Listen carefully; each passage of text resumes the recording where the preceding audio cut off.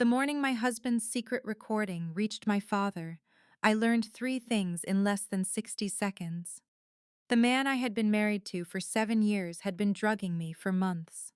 He was preparing legal papers to take control of my life, my company, and my daughter.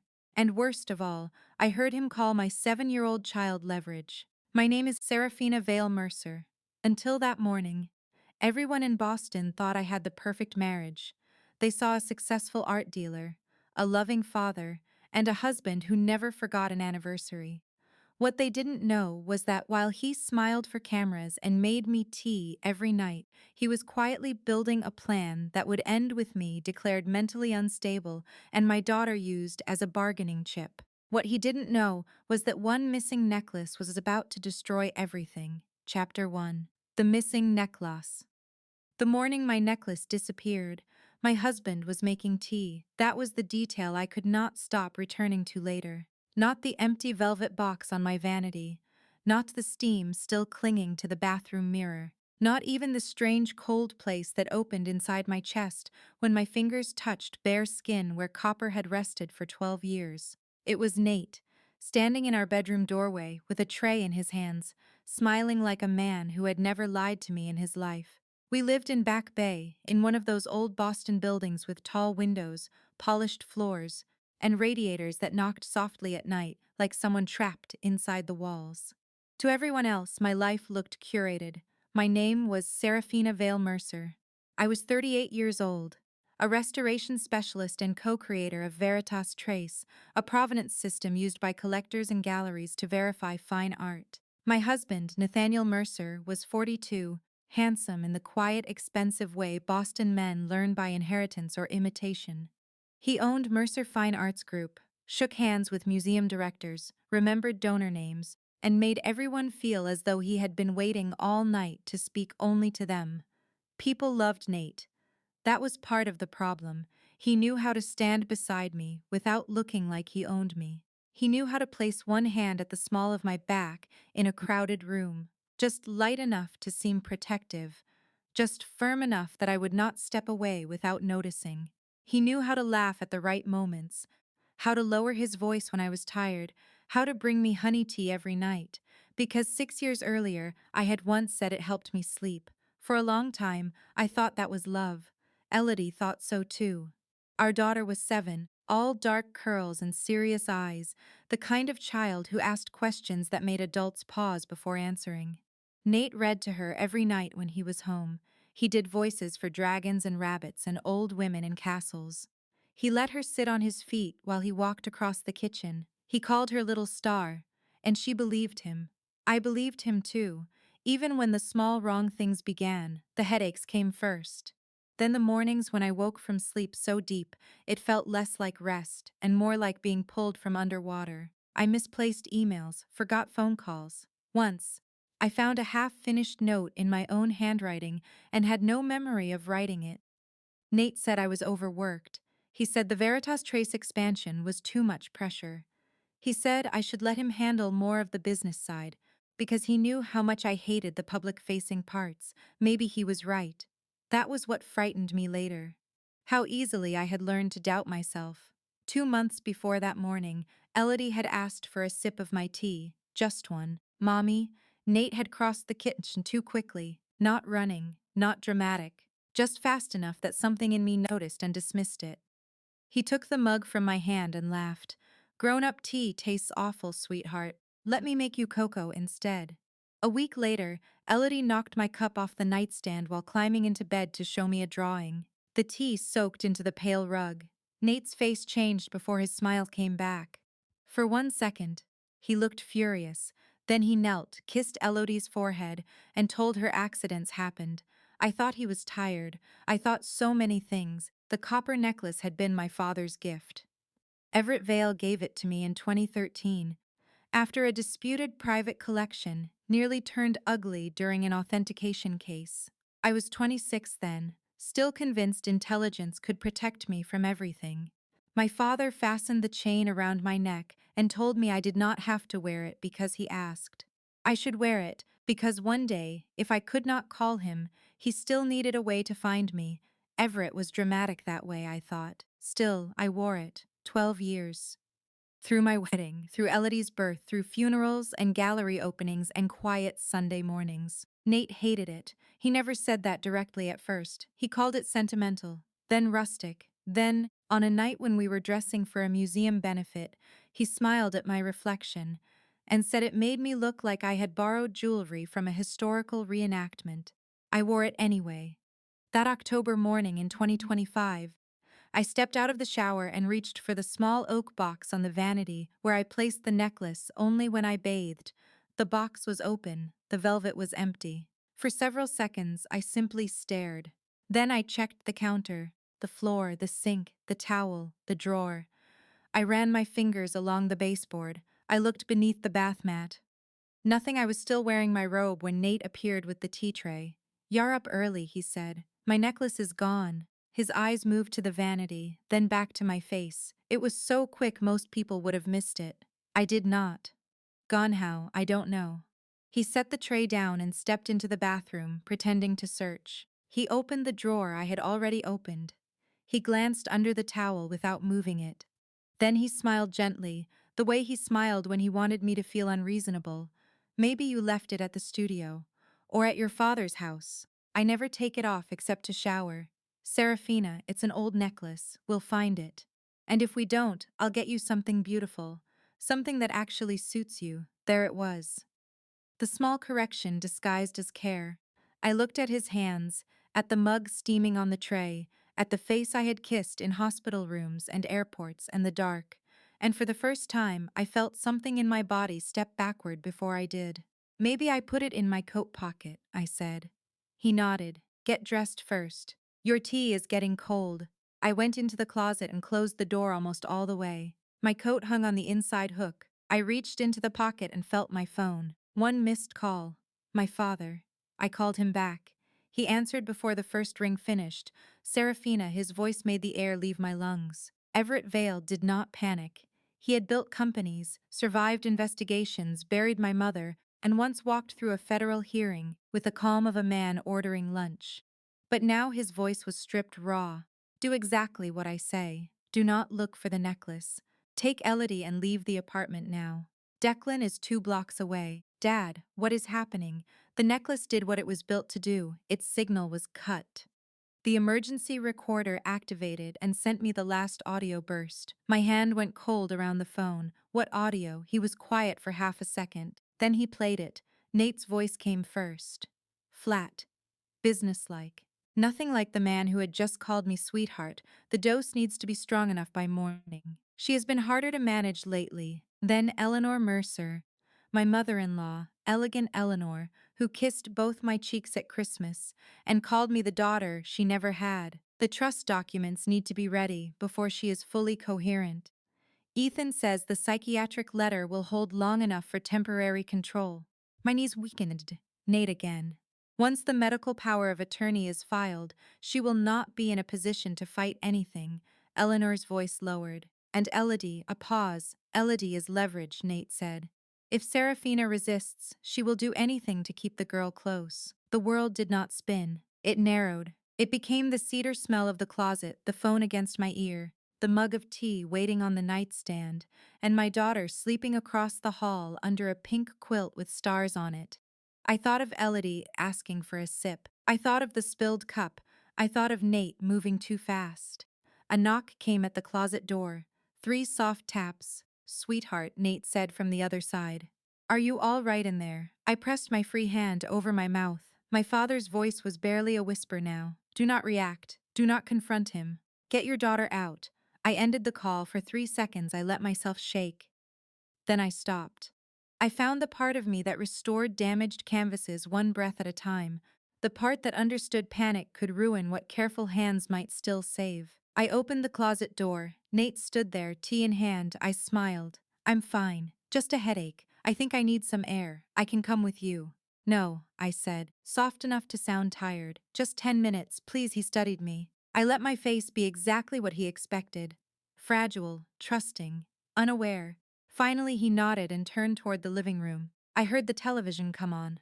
I moved. Not fast enough to make noise. Fast enough to survive, Elodie was asleep on her side, one arm around a stuffed fox. I lifted her carefully. She stirred, eyes half open. Mommy. We're going on a secret adventure, I whispered. Close your eyes, yes. Accurate, she murmured, and trusted me completely. I did not take the front door. I carried her through the guest room to the rear balcony, where an old iron trellis ran down into the garden. The October air cut through my robe. The metal was cold under my bare feet. Elodie's breath warmed my neck as I climbed down one rung at a time, my arms locked around the only thing in the world that mattered. When my feet hit the wet grass, headlights blinked twice at the far end of the private drive. Declan. I started toward the SUV. Then the bedroom window above me flooded with light. Nate had found the empty room. I ran. Chapter 2. The family that stayed the grass was slick under my bare feet, and every step felt like the ground was trying to pull me back. Declan had the rear door open before I reached the SUV. His face was pale in the wash of the dashboard light, but his hands were steady. That was Declan in a crisis. Everything in him went quiet and precise, like some internal switch had flipped and grief would have to wait its turn. Get in. Sarah. I climbed into the back seat with Elodie pressed against my chest. She shifted once, made a small sleepy sound, then settled again with her face tucked into my robe. Declan closed the door so gently it barely made a sound, then slid behind the wheel and drove before I had even fastened my seatbelt. For the first minute, neither of us spoke. Boston blurred past the windows in streaks of amber streetlight and black glass. My heart was beating so hard I could feel it in my throat, in my wrists, in the small place behind my eyes. I kept one hand on Elodie's back, counting the rise and fall of her breathing as if the whole world depended on it. Did he see you? Declan asked. I don't know. Declan looked once in the rearview mirror. Not at me. At Elodie. Dad has eyes on the building cameras. Nate went to her room first, then the balcony. By the time he understood, we were already on Commonwealth. The sound that came out of me was not a sob exactly. It was smaller and uglier, something my body made because it had run out of places to put the terror. Declan's jaw tightened. I should have stopped this years ago. No, I said, though my voice hardly sounded like mine. Yes, he said. I saw him at the museum gala. I saw the way he grabbed your wrist. I remembered it instantly. Cambridge 3 years earlier. A donor dinner after an exhibition preview. I had stood too quickly, dizzy from the heat and the champagne I had barely touched. Nate's hand had closed around my wrist under the table, hard, just hard enough to hurt. Declan had seen it. He had pulled Nate aside near the courtroom. There had been a low argument, a shove, then Nate returning with wounded eyes and a story about my brother overreacting. I had defended my husband. I had asked Declan to apologize. I'm sorry, I whispered. Don't you dare apologize to me. The words broke something in my chest, but Elodie stirred again and I swallowed the rest of it down. She opened her eyes halfway. Mommy. I'm here, baby. Are we going to Grandpa's? Yes. Is Daddy coming? I looked at Declan's eyes in the mirror. For one suspended second, I could not find an answer that did not feel like a lie or a wound. Not tonight, I said. Tonight, Mommy needs to keep you safe. She accepted that, because she was 7 and tired and still believed safety was something I could give her just by saying the word. Then she closed her eyes again. The Vale estate sat behind stone walls in Lexington, half hidden by old oaks and iron gates that had always made me roll my eyes as a teenager. That night, when they opened, the sound felt like mercy. My father was already on the front steps. Everett Vale was 68 years old, and built from the kind of restraint that made other people straighten their backs without knowing why. I had watched him sit through hostile boardrooms, federal audits, my mother's last weeks, and the sale of a company he had built from nothing, all without once allowing his face to collapse. But when I stepped out of the SUV barefoot, robe damp at the hem, Elodie sleeping against me, something in him broke open. He crossed the gravel in 3 long strides and took both of us into his arms. You're home, he said. That was all. 2 words, and I almost fell apart. For 12 years, I had worn the necklace because he asked me to. For 7 years, I had smiled when Nate mocked it. For months, I had believed the fog in my mind was my fault. Now my father's hands were shaking against my back, and I understood that while I had been trying to survive my marriage from inside it, He had been standing outside the walls, waiting for one thing he could prove. Inside, the house was awake. Lights burned in the foyer, the sitting room, the hall. A woman in a navy coat stood near the fireplace with a medical bag at her feet. Dr. Naomi Chen.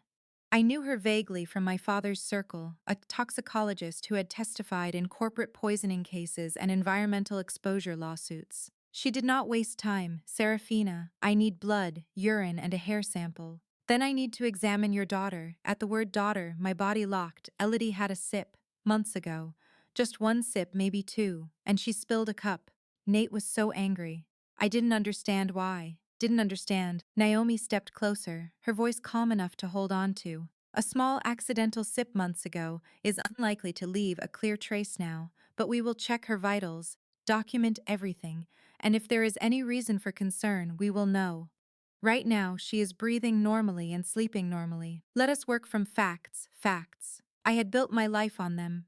Pigment layers, provenance chains, chemical composition, signature pressure, canvas weave. Facts did not care how charming a man was. Facts did not smile at dinner parties. I sat on the edge of a chair while Naomi drew my blood. Everett carried Elodie to the sofa and tucked a blanket around her. Declan stood by the door like he expected Nate to come through it by force. He won't get past the gate, my father said. Declan did not move. Good. Naomi cut a small lock of hair from the underside near my neck and sealed it in an evidence bag. The word evidence made my stomach twist. This was my body, and now it was a record of what my husband had done to it. When Elodie woke, she looked around the sitting room with confusion, then saw Everett Grandpa. He softened immediately. Completely. The way he only ever did for her. There's my girl. She sat up, rubbing one eye. Does Daddy know we're here? The room went quiet. I knelt in front of her. My knees ached from the cold climb down the trellis. I don't know what Daddy knows right now. Did I do something wrong? No. The word came out too fast, too sharp. I took her hands. No, Elodie. You did nothing wrong. Nothing. Then why did we leave? Because sometimes grown-ups find out something dangerous, and they have to move quickly. I am going to explain more when I can. But tonight, I need you to trust me. She looked at me for a long moment, searching my face the way children do when they are deciding whether the world has changed forever. Okay, she said. That almost destroyed me. Harrison Blackwell arrived at 2:17 in the morning wearing a charcoal overcoat over what looked like yesterday's suit. Harrison had been Vale family counsel for 25 years, and he had the face of a man who believed panic was a waste of billable hours. He placed his briefcase on the library table and began working before he sat down. First, we preserve the recording. Second, we file for an emergency protective order. Third, we prepare for a custody attack. Custody, I repeated. Harrison looked at me over his glasses. Men like Nate do not start with the truth. They start with control. If he can make you look unstable before we make him look dangerous, he will try. Everett's face went still in that terrible way I knew from childhood. He will not take my granddaughter. No, Harrison said, he will not. But we will proceed as though he is already trying. By sunrise, the house had become a war room. Laptops open, phones charging, security footage copied, the emergency audio duplicated to 2 encrypted drives. Harrison had already contacted a family court attorney and a criminal defense consultant, not because I had done anything wrong, but because innocence still needed strategy when someone powerful was lying loudly. At 8:36 a.m., Naomi returned with preliminary results. She stood in the library doorway, and I knew before she spoke there are markers consistent with repeated, low-dose sedative exposure. We will need full confirmation from the lab, but this was not a one-time event. I closed my eyes, the headaches, the blank spaces, the mornings I thought I was losing myself. How long? Declan asked. Naomi's expression tightened. Possibly months. Everett turned away toward the window. His shoulders did not shake, but one hand closed around the curtain so tightly his knuckles whitened. My phone, which had been silent on the table, began to vibrate. Then Declan's, then Harrison's. Harrison checked his first. His mouth flattened. He filed. I already knew what he meant, but my mind refused to accept it. Filed what emergency custody petition? Probate and family court. He claims you abducted Elodie during a mental health episode. He attached a letter from Dr. Ethan Holloway stating you have displayed paranoia, memory disruption, and emotional instability under professional observation, professional observation. I laughed once. It sounded wrong in the room. He drugged me, then used the symptoms as evidence. Harrison looked at me, and for the first time all night, there was something like anger under his polished calm. Yes. Everett's security director entered with a tablet in his hand. You need to see this. On the screen, Nate stood outside our Back Bay building in a navy coat, face drawn, eyes wet under the camera lights of a local news crew. He looked devastated. He looked beautiful. He looked exactly like the man everyone wanted to believe. He said he loved his wife. He said I had been under unbearable pressure. He said his only concern was bringing Elodie home safely. He asked the public for compassion and privacy while his family navigated a painful crisis. I watched him turn my escape into his tragedy. Through the library windows, I could see Elodie in the garden, with my father's old golden retriever, laughing as Everett stood beside her with his hands in his coat pockets. She had no idea that her father had just made her mother look dangerous to an entire city. Harrison set the printed petition on the table in front of me. From this point forward, he said, this is not just a marriage. This is a fight for custody, reputation, and the truth. Chapter 3: The Man Everyone Loved by Noon. Nate had already turned himself into the grieving husband. Boston wanted to comfort. The first post went up on his personal account at 9:14 that morning. It was a photograph from 3 summers earlier, taken on Martha's Vineyard. Elodie was sitting on Nate's shoulders, one hand tangled in his hair, laughing into the wind. I was beside them in a white linen dress, my copper necklace visible against my collarbone. I remembered that day. I remembered Elodie dropping her ice cream in the sand and Nate buying her another one before she could cry. The caption made my skin go cold. My wife, Seraphina, left our home last night with our daughter during what appears to be a severe emotional crisis. I love them both more than anything. If you see them, please contact local authorities. Please pray for my family. He did not mention the tea. He did not mention the recording. He did not mention that I had climbed down an iron trellis in a robe because the front door no longer felt safe. By 10, the comments had started. Hearts. Praying hands. People from the art world calling him strong.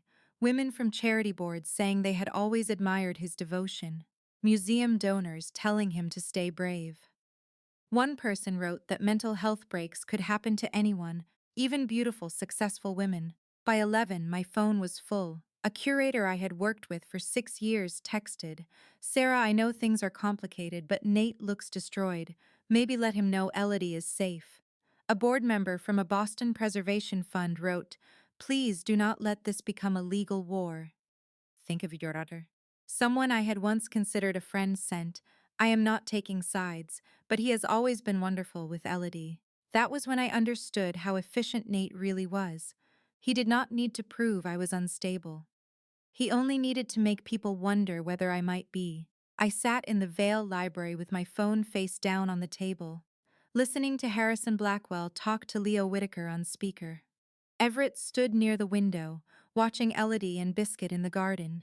Declan paced behind me, still wearing yesterday's clothes. Leo sounded exactly the way I remembered him, tired, fast, irritated by stupidity, and somehow comforting. Tell me he did not put Veritas Trace into the investor deck as Mercer proprietary technology. Harrison adjusted his glasses. He did. There was a silence on the line, then Leo said, that son of a bitch. I almost laughed. Almost. Leo Whitaker and I built Veritas Trace in 2016, 2 years before I married Nate. It started as a stubborn little system in a Cambridge lab, built to answer one question. Could we make artwork harder to lie about? Not impossible. Nothing was impossible in the art world if enough money wanted the truth blurred, but harder, more expensive, more traceable. Veritas Trace recorded ownership history, condition reports, restoration records, authentication changes, and custody transfers. It was not glamorous. It was not magic. It was paperwork with teeth. Nate had once called it brilliant, then he called it useful, then he called it ours. I should have noticed the order. Harrison slid a folder across the table toward me. Inside were copies of Mercer Fine Arts Group's investor materials. The Veritas Trace logo sat beside the Mercer name as if the company had created it. Beneath that, projected expansion revenue, private museum partnerships, international verification contracts, estimated valuation after Series B funding, $45 million. My mouth went dry. He used my system to raise $45 million. Leo's voice sharpened. He used your system to make himself look legitimate. There is a difference. Harrison tapped one page with a pen. The 2018 prenup is very clear. All intellectual property created by you before or during the marriage remains yours. Any licensing arrangement to a spouse or affiliated entity is revocable in cases of fraud, coercion, misuse, or reputational harm. Declan stopped pacing. Then revoke it. I looked at the folder. Nate's name, my work, his lies wearing my fingerprints. Not yet. All three men looked at me. I hated that I sounded calm. I hated that some part of me was already thinking like an analyst, not a wife, not a mother, not a woman who had almost carried her drugged body back to a man with a smile. If I pull Veritas Trace now, he panics. If he panics, he destroys whatever he is hiding. I need to know why he needed it this badly. Leo was quiet for a moment, then he said, "That sounds like you." Before I could answer, I heard Elodie's voice from the hallway. "Mommy." I turned. She stood in the doorway in one of my old sweaters Everett's housekeeper had found for her. It hung past her knees.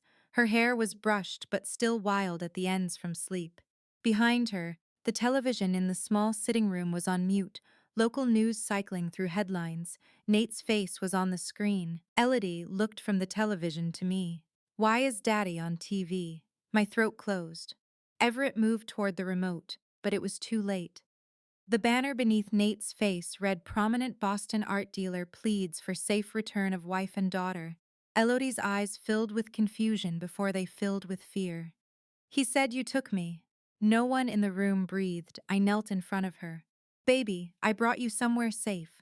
But if Daddy loves me, why is he saying you made me unsafe?"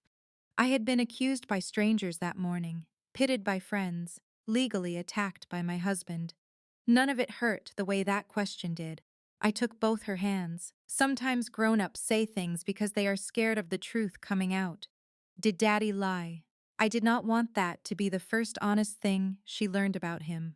I wanted her to have pancakes and cartoons and Halloween costumes. I wanted her to believe bedtime stories ended when the dragon was gone. But Nate had dragged her into the war, so I gave her as much truth as a 7-year-old heart could hold. "Yes, I think Daddy lied, and I am going to make sure the right people know the truth." She nodded once, not because she understood, but because she wanted to. Everett took her gently into the hall. "Come help me find Biscuit's leash. He is pretending he did not hide it again." Elodie went with him, but she looked back at me twice.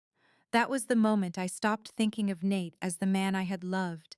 I started thinking of him as the man who had made my daughter doubt me. Harrison's phone buzzed 30 minutes later. He glanced at the screen, frowned, then opened an encrypted message. "It is anonymous." Declan leaned over. "What does it say?" Harrison read aloud. "Nate did not only lie to her, he lied to me, too." Attached was a single name, Bianca Reyes. I knew Bianca, of course. Everyone at Mercer Fine Arts knew Bianca. 39, polished, efficient, always in black, always 3 steps ahead of whatever Nate needed. She was operations director, the person who made shipments happen, contracts appear, collectors feel important, and disasters vanish before board members noticed. She was also, apparently, the woman my husband had been sleeping with. For one sharp second, hatred rose in me so cleanly it almost felt useful. Then Harrison opened the next file. Matsba Contrail entries, hotel reservations, screenshots of messages. Nate had told Bianca I was unstable. He told her he was waiting for legal grounds to leave. He told her he had to protect Elodie from my episodes. He told her, almost word for word, the story he was now telling Boston. But the later messages changed. He had used Bianca's name on several private transport approvals. He had routed questionable consignments through her operations account. He had told Marcus Kane to coordinate with Bianca because if anything went sideways, she was already the paper trail. Declan read over my shoulder. He was setting her up. Harrison opened the final attachment. It was a forwarded email from Nate to Dr. Ethan Holloway, dated 3 weeks earlier. The language was cold enough to make my hands go numb. Once Seraphina is admitted for psychiatric stabilization, the medical power of attorney and financial authorization need to be completed within 24 hours. Elodie's placement will keep her compliant. Harrison printed the email without speaking. Leo was still on speaker, his voice quiet now. Sarah. I stared at the words admitted, compliant, placement. Words that turned my life into a procedure. He did not want a divorce, I said. He wanted me removed. No one corrected me. Near midnight Leo called again this time. His voice was different, tighter, focused. I found something in the Veritas logs. Harrison put him on speaker. Several high-value works were authenticated through Mercer Fine Arts using Veritas Trace, but the source records were manually altered after initial intake. Not by the system, by a human with administrative access. Nate, Declan said. Maybe. Maybe someone using his credentials, but the same broker appears in all the altered files. Harrison looked up slowly. Marcus Kane. Leo exhaled. Yes, and if I am reading this right, Mercer Fine Arts is not just stealing your technology. My father had come back into the doorway without my noticing. His face was shadowed, Elodie asleep somewhere upstairs, safe for the moment. Harrison finished the thought for all of us. If this is true, they are using it to launder forged art. Chapter 4. Every Lee leaves a trail. For 3 seconds, no one in the library moved. Then Harrison reached for the phone on the table. I'm calling someone before anyone touches another file. Who? Declan asked. Someone who already knows where Marcus Kane has been moving art. The call lasted less than 2 minutes. Harrison did not explain much. He gave my name, Mercer Fine Arts Group, Marcus Kane, and the phrase altered provenance records. Then he listened, eyes fixed on the Veritas logs on Leo's shared screen. When he hung up, his face had changed. An FBI agent is coming here. I looked at him. Because of Nate, because of Marcus Kane, because of Mercer Fine Arts, and because your husband may have just given them the connection they have been missing. Agent Claire Monroe arrived at Vale Estate the next afternoon in a plain black sedan with government plates and the tired face of a woman who had spent too many years watching rich people call crime business. She was 41, compact, composed, with dark hair pulled into a low knot and a leather folder tucked beneath one arm. She did not ask me if I was okay. I appreciated that. She sat across from me in the library, looked once at Everett, once at Harrison, then opened her folder. We have had Mercer Fine Arts Group and Marcus Kane under review for 8 months. The room went silent. I felt my hands tighten in my lap. 8 months. Yes. Suspicious consignments moving between Boston and New York. Offshore buyers. Inflated appraisals. Works authenticated through private systems, then resold at values that did not match the original condition reports. We suspected wire fraud and money laundering, possibly forged art, but we could not connect Nathaniel Mercer directly to the alterations. Declan leaned forward. And now? Agent Monroe looked at me. Now we have your emergency recording, Bianca Reyes's files, and Veritas trace logs showing manual changes after intake. That may give us the bridge. I should have felt relief. Instead, I felt cold all the way through. My marriage had not collapsed into an investigation. It had been sitting beside one all along. A few hours later, Assistant U.S. Attorney Olivia Bennett joined by secure video from downtown Boston. She had a prosecutor's voice, even and unhurried, the kind of voice that made every word feel filed, stamped, and ready to be entered into the record. We will need subpoenas for company email, shipping records, bank communications, and Dr. Ethan Holloway's files. We will also need Ms. Reyes to preserve her devices and consent to a forensic image if she intends to cooperate. She does, Harrison said. Does she understand exposure? She understands Nate used her name on transport approvals. Olivia's expression did not change. Then she needs counsel of her own. If she is a witness, she cannot look like someone your family is managing. That was the first moment I believed this might be real. Not revenge, not panic. Procedure, subpoenas, warrants, chain of custody. The slow machinery of a system Nate had always assumed he could charm from the outside. By the end of that week, the pieces began to surface. Dr. Ethan Holloway had written letters about my mental decline without ever treating me in a formal setting. He had billed consultations to a private account linked to Mercer Fine Arts. Eleanor Mercer had texted Nate 3 days before I left, telling him to move faster before I got lucid again. Marcus Kane's name appeared on 5 high-value works whose Veritas trace files had been altered after initial authentication. Not deleted, altered. That mattered. Deletions created holes, alterations created lies, and lies left edges on the morning of the custody hearing. I dressed in a navy suit Everett's housekeeper had pressed while I slept for 2 hours in a chair. I did not want to wear navy. It felt too close to the person Nate liked me to be in public, polished and quiet and easy to frame. But Harrison said family court rewarded steadiness, not symbolism. Elodie was upstairs with Everett and a child therapist Harrison had quietly arranged. I kissed the top of her head before leaving. "Are you going to see Daddy?" she asked. "Yes. Is he still mad?" I crouched in front of her. "I don't know what he feels, but I know I'm going to tell the truth." She nodded, then put one small hand on my cheek. "Come back." Those 2 words followed me all the way to court. The probate and family court building did not look dramatic. That almost made it worse. Fluorescent lights, security bins, scuffed floors, people holding manila folders while their lives changed in rooms too small for the damage. Nate was already there when we arrived. He stood beside his attorney in a charcoal suit, clean-shaven, eyes tired in exactly the way a loving husband's eyes should be tired. When he saw me, his face softened. "Sarah." I stopped walking. Harrison stepped slightly in front of me. "Do not speak to my client." Nate's wounded look was perfect. I wondered how many times I had mistaken that expression for pain. Inside the courtroom, Judge Rebecca Sloan reviewed the emergency petition. Nate's attorney described me as brilliant but fragile, overworked, isolated, possibly suffering from paranoid delusions brought on by stress. He submitted screenshots of Nate's public posts and the letter from Dr. Holloway. Then Harrison stood. He did not raise his voice. He did not perform outrage. He simply began placing facts in order.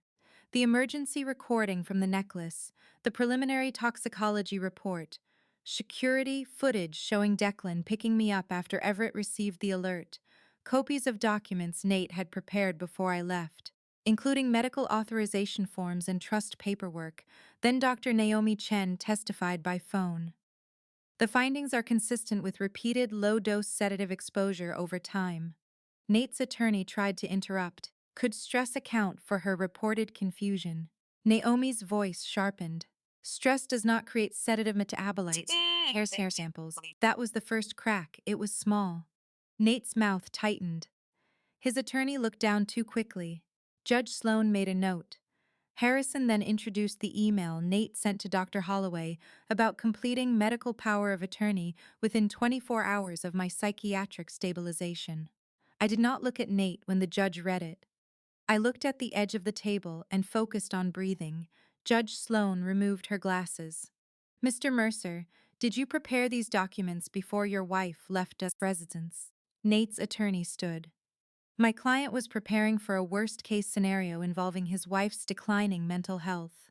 The judge's face did not move, and the alleged decline may have been caused by substances administered without her knowledge. No one answered. The room shifted, not loudly, no gasps, no movie moment, just a change in pressure. The story Nate had built, grieving husband, unstable wife, missing child, began to buckle under the weight of physical evidence. Judge Sloan denied the emergency custody petition.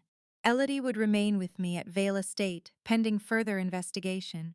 Nate was barred from contacting us directly. A temporary protective order would remain in place until the next hearing. For the first time since the closet, Nate lost something in public. Outside the courtroom, reporters waited because Nate had made sure they would.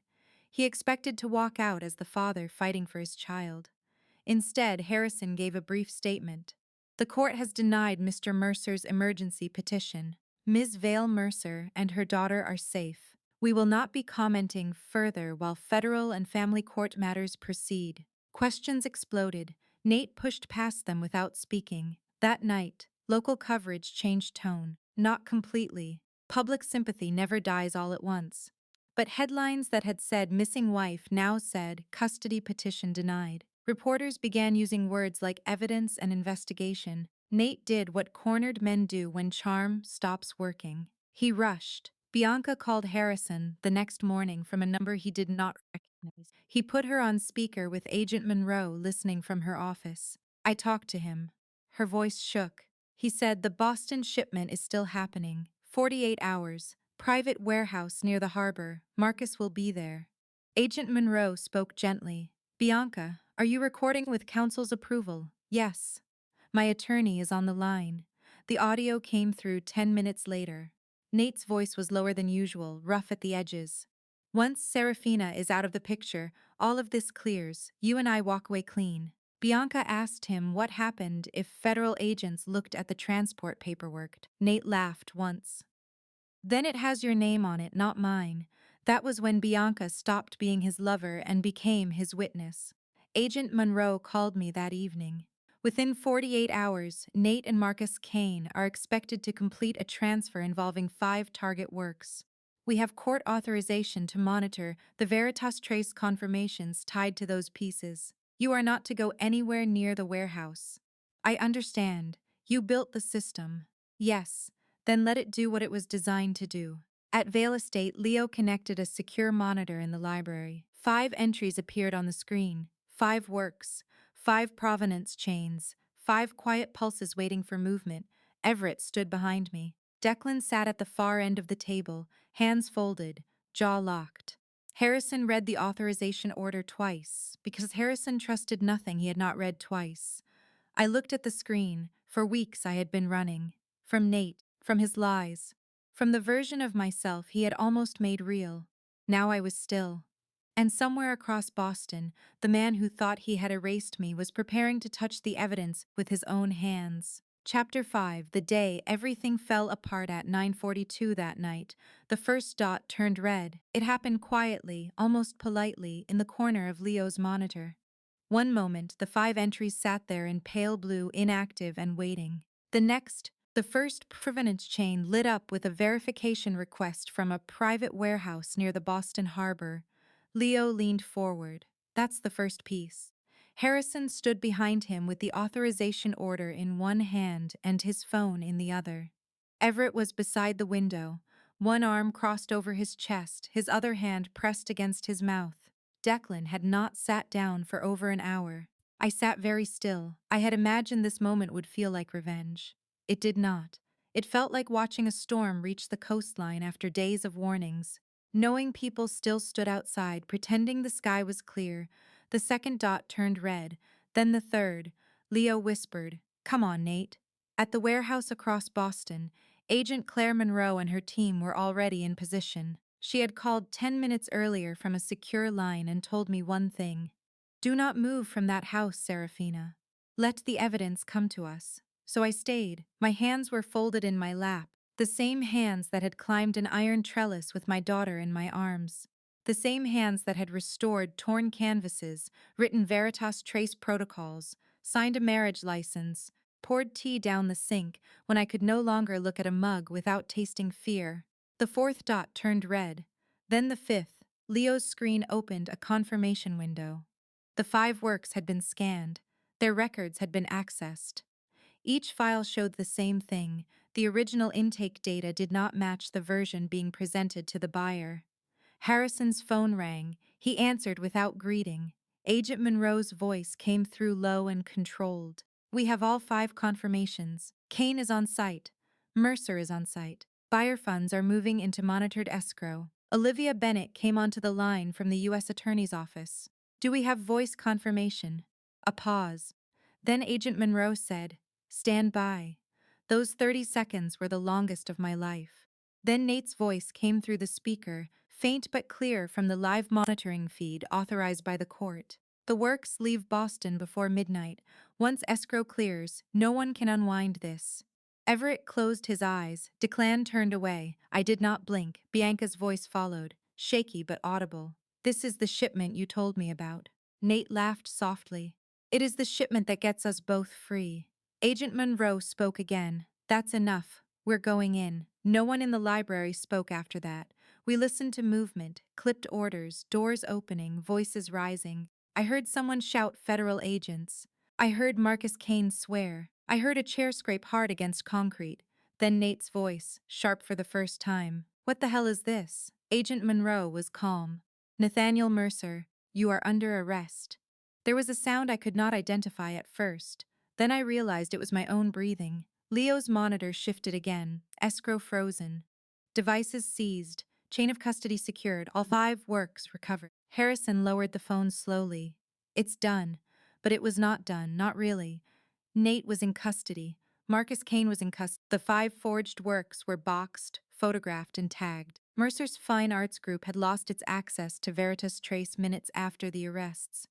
When Harrison's revocation notices went out to every museum, auction house, investor, and private collection tied to the platform.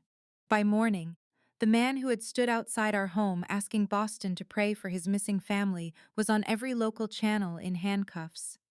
The headlines changed first, then the texts stopped. The people who told me to let Nate see Elodie went quiet. The people who said he looked destroyed suddenly had nothing to say. A few sent apologies, most did not.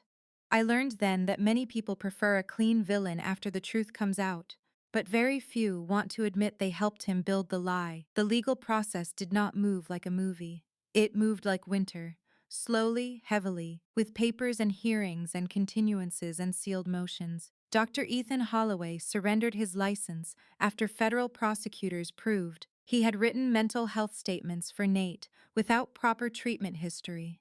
Marcus Kane cooperated just enough to reduce his own exposure, which was the closest men like him came to morality.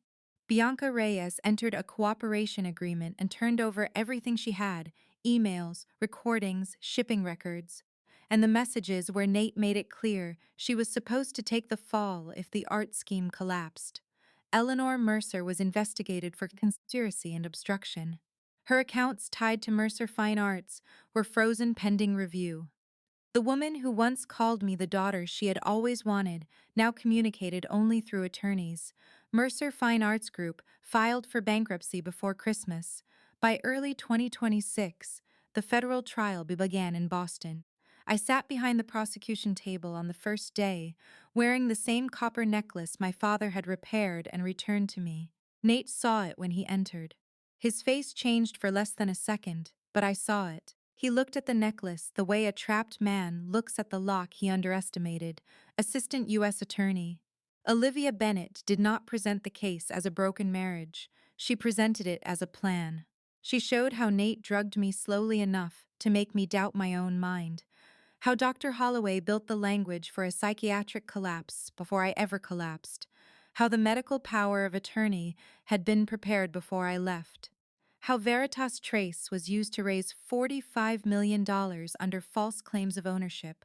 How Marcus Kane moved forged art through Mercer Fine Arts. How my daughter's name appeared in Nate's strategy not as a child to protect, but as pressure to apply. Then Olivia played the recording. Eleanor's voice filled the courtroom first. Then Nate said he used leverage. The room went silent in a way I had never heard before. Not polite silence. Not courtroom silence. A human silence. The kind that happens when everyone understands at the same time that a line has been crossed. Everett's hand covered mine. Declan bowed his head. I kept my eyes forward. I had carried those words alone in a closet. Now the whole room had to carry them with me. Bianca testified on the 3rd day. She looked smaller than I remembered, stripped of the black suits and polished efficiency, but her voice held. She said Nate promised her a future. She said he told her I was unstable, cruel, impossible. She said he spoke about me like an obstacle, not a wife. Then she looked toward the jury and admitted the part that cost her. He made me feel chosen, but I was just another place to hide the evidence. Nate did not look at her. The verdict came after 2 days of deliberation. Guilty on the major counts: wire fraud, conspiracy, money laundering, fraudulent use of intellectual property, witness manipulation. Criminal conduct related to the drugging and coercive control scheme was folded into the federal and state proceedings, and the family court record remained separate but devastating. At sentencing, Nate stood in a dark suit that no longer fit him the same way. He tried to speak about stress, pressure, a business that had gotten out of control. The judge let him finish. Then she sentenced him to 22 years in federal prison, followed by supervised release. He was ordered to pay $6.5 million in restitution. Mercer Fine Arts Group was liquidated. Several assets were seized. In family court, his parental rights were restricted permanently, and he was barred from contacting Elodie directly without court approval. When the sentence was read, Nate finally looked at me. I expected hatred, I expected pleading. What I saw was confusion, as if some part of him still could not understand how the world had failed to arrange itself around his version of events. I felt no triumph, only the quiet weight of survival. Months later, a letter arrived for Elodie from the federal correctional facility where Nate had been transferred. I did not throw it away. I did not hide it. Children deserve protection, but they also deserve not to have their lives edited by adults afraid of hard truths. I placed the envelope on the kitchen table at Vale Estate. Elodie, this came for you. You do not have to open it. You do not have to read it. You do not have to answer it. She looked at the envelope for a long time. Do I have to write back?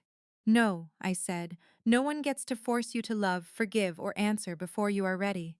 She folded the unopened letter in half, set it down, and ran outside where Everett and Declan were waiting in the yard with Biscuit and a chessboard. Neither of them ever managed to finish because Elodie kept changing the rules.